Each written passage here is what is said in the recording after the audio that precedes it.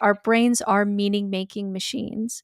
They are not statistical um, they're not statistical gauges of reality. And so what a brain will do is, if you think of your mom 100 times, but on the 100th time that you're thinking of your mom calls right at that time, your brain actually will not actually remember that you did that 100 times and she didn't call. You'll just remember the pattern that has meaning, which is when you thought of her, she called right at that moment. It's hindsight bias. It's meaning making. It's what our brains do without us. Like we're not aware that our brains are always trying to fit things into patterns of meaning. And so I'm not against these things being real as far as you experience them.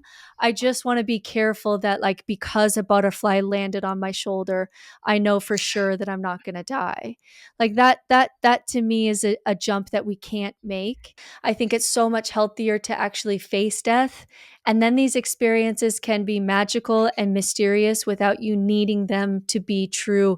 Because when you need something to be true, you start clinging to it. You wrap your identity around it. You start making a religion around it. It becomes the bias by which you see the world.